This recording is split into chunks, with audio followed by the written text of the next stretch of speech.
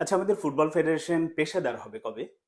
Football ফেডারেশনের কর্মকর্তারা মুখে পেশাদারিত্বের এত কথা বলেন, কিন্তু কাজে তাদের সেই নমুনাগুলো দেখতে পাই না। আমরা কাজটা দেখতে পাই না, পেশাদার কাজ। কেন আমি এটা বলছি? এই যে আগামী 25শে মার্চ বাংলাদেশ এফসি এশিয়ান কাপের বাছাই পর্বের ম্যাচ খেলবে ভারতের বিপক্ষে। এই ম্যাচকে কেন্দ্র করে এরই মধ্যে সৌদি আরবের তায়েফে বাংলাদেশ দল প্র্যাকটিস করছে, ক্যাম্প করছে। খুবই ভালো কথা, কিন্তু 25 তারিখের আগে বাংলাদেশের একটা বা একাধিক প্রস্তুতি ম্যাচ খেলা দরকার ছিল। এটা আমি যেমন বুঝি, আপনি বোঝেন, কোচ বোঝে, কোচিং স্টাফ বোঝে, ইভেন কর্মকর্তারাও বোঝে, কিন্তু তারা ব্যবস্থা করতে পারে না। লাস্ট মুহূর্তে একটা দল, ক্লাব দল পেয়েছে, সেই ক্লাব দলের মান কতটা কি সেটা নিয়ে প্রশ্ন আছে, কিন্তু তারপরেও সেটা মন্দের ভালো যে একটা পেয়েছে অন্তত। কিন্তু আমরা যদি আমাদের গ্রুপ প্রতিপক্ষগুলোর দিকে তাকাই, তাহলে তারা কি করছে চলেন দেখি। ভারত, এটা আগেই বলেছি, আমি অনেকবারই বলেছি, এটা প্রায় আরো 1-1.5 মাস আগেই তারা নির্ধারণ করেছে যে আগামী 19শে মার্চ শিলংয়ে মালদ্বীপের বিপক্ষে প্রস্তুতি ম্যাচ খেলবে। আমাদের অন্য আরেকটা গ্রুপ প্রতিপক্ষ আছে হচ্ছে হংকং। হংকং ম্যাকাওকে ডেকেছে তাদের মাটিতে 19 তারিখে, তারাও প্রস্তুতি ম্যাচ খেলবে।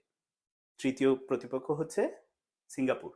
সিঙ্গাপুর নেপালকে ডেকেছে তাদের মাটিতে প্রস্তুতি ম্যাচ খেলবে। অর্থাৎ আমরা ছাড়া অন্য সব প্রতিপক্ষই কিন্তু ন্যাশনাল টিমগুলোর সাথে তারা প্রস্তুতি ম্যাচ খেলছে, শুধু আমরাই পারছি না, পারলাম না। এখন ফুটবল ফেডারেশন বলবে আমরা তো সুদানের সাথে খেলতে চেয়েছিলাম, সুদান তো লাস্ট মুহূর্তে তাদের ঝামেলার কারণে ম্যাচটা বাতিল করেছে, এটা তো আমাদের দোষ না। কিন্তু একটু ভাবুন তো, সুদানের সাথে যে ম্যাচটা, এটা কি পূর্ব পরিকল্পিত কোনো ম্যাচ? এটা হচ্ছে সুদান তাইফে ক্যাম্প করছিল, বাংলাদেশ দল তাইফে যাচ্ছে, ফলে ওখানে গিয়ে আমরা একটা তাৎক্ষণিকভাবে পেয়ে গেলাম। এটা অনেকটা ওই যে আমরা লোকাল ল্যাঙ্গুয়েজে যেটা বলি যে থানার সামনে দিয়ে যাচ্ছি, মামুন নামে একটা কেস করে যাই, ব্যাপারটা ওই রকম হয়েছিল। তারপরেও যে হ্যাঁ, যদি পাওয়া যেত সেটাও হতো, মেনে নিলাম যে বাংলাদেশ সুদানের সাথে একটা ম্যাচ খেললো, সেটা কিন্তু সেটাও হয়নি, দুর্ভাগ্যজনক।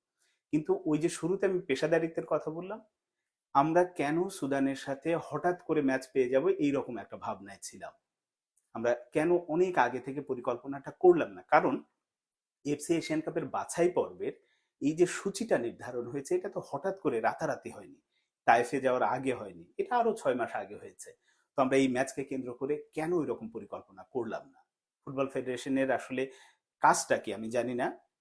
ন্যাশনাল টিমস কমিটি যেটা আছে 12 সদস্যের, সেখানে সভাপতি নিজে আছেন, সিনিয়র সভাপতি আছেন, বিভিন্ন ক্লাবের বড় বড় সাবেক তারকা খেলোয়াড়রা আছেন, তাহলে আসলে তাদের কাজটা কি?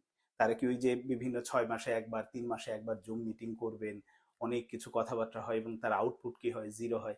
তো ওই রকম না করে এই ব্যবস্থাগুলো যদি করতে না পারে, বা টেকনিক্যাল কমিটি যারা আছে তারা কি করে, এই কাজগুলো যদি আসলে তারাই করতে না পারে, তাহলে চেয়ারগুলোতে বসে থেকে লাভ কি? মুখে তো পেশাদারিত্বের অনেক কথা বলা হয়, অথচ এই ম্যাচকে কেন্দ্র করে বাংলাদেশের মানে ফুটবল প্রেমী মানুষ, ওভারঅল যারা স্পোর্টস ভালোবাসে, ক্রিকেট, ফুটবল বা অন্য যে খেলারই হোক, তারা কিন্তু এই ম্যাচটাকে কেন্দ্র করে অন্যরকম একটা আশায় বুক বেঁধে আছে।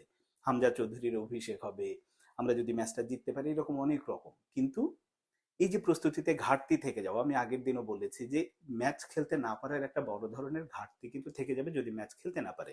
যদিও এই যে ক্লাব দলের বিপক্ষে সেটা কতটা কাজে দেবে, এটা কোচ বা টিম ম্যানেজমেন্টে যারা আছে তারা বুঝতে পারবেন। কিন্তু আমার কথা হলো যে এই পেশাদারিত্বের জায়গাগুলোতে আমরা কেন নজর দেই না? মানে যদি ন্যাশনাল টিমস কমিটি না পারে, সাধারণ সম্পাদককে দিয়ে তো কাজ হবে না, কারণ আমি অনেক শুরু থেকেই বলছি যে তিনি ওই পদের যোগ্য নয়। এই যুগে যেভাবে ফুটবলটা মানে একটা ফেডারেশন চালায়, মূলত সাধারণ সম্পাদকই তো মূল ভূমিকাটা পালন করে থাকেন। কিন্তু ওই জায়গাটাতেই বড় একটা ঘাটতি বাংলাদেশের ফুটবলে রয়ে গেছে এবং তৈরি হয়েছে। যোগ্য মানুষকে বসালে আসলে এই কাজটা, মানে এই সমস্যাগুলো তৈরি হতো না, আরো সমাধান। আমরা এটা ছেলেদের ক্ষেত্রে, মেয়েদের ফুটবলের ক্ষেত্রেও দেখি, ম্যাচ খেলার জন্য আসলে টিম জোগাড় করতে পারে না, অন্য দলগুলো অহরহ জোগাড় করতে পারে। তাহলে আমাদের কর্মকর্তাদের ব্যর্থতার জায়গাটা কোথায়? এইটা যেন নিজেরা একটু প্রশ্ন করেন। অথচ এই 25শে মার্চের ম্যাচের আগে যদি একটা ম্যাচ খেলার ব্যবস্থা করা যেত, ধরে নিলাম সেটা 20 তারিখের পরেই হলো, তাও তো হতো। বা যদিও ফিফা উইন্ডোতেই ম্যাচগুলো খেলার নিয়ম, সেরকমও যদি হয় যে হামজা চৌধুরী যদি টিমের সাথে ম্যাচ না খেলুক, তিনি যদি ম্যাচটা একসাথে দেখতে পারতেন, সেটাও তো ভালো হতো। কোনো কাজই আপনারা পারেন না, মুখে এত পেশাদারিত্বের কথা বলেন, অথচ অন্য ছোটখাটো দেশগুলোই দেখেন। সিঙ্গাপুর আমাদের যে কি অনেক উন্নত ফুটবলে, হংকং কি আমাদের চেয়ে অনেক উন্নত, ভারত দেখলাম হয়তো মানে বিভিন্ন লেভেলে তাদের যোগাযোগ ভালো, তারা করেছে। কিন্তু আপনারা মুখে মুখে এত কথা বলেন, আমরা সাফের সভাপতি, এফসি রমক, ফিফা কমিটির রমক, আপনারা এই কাজগুলো করতে পারেন না, অথচ চেয়ারে বসে অনেক কথা বলেন।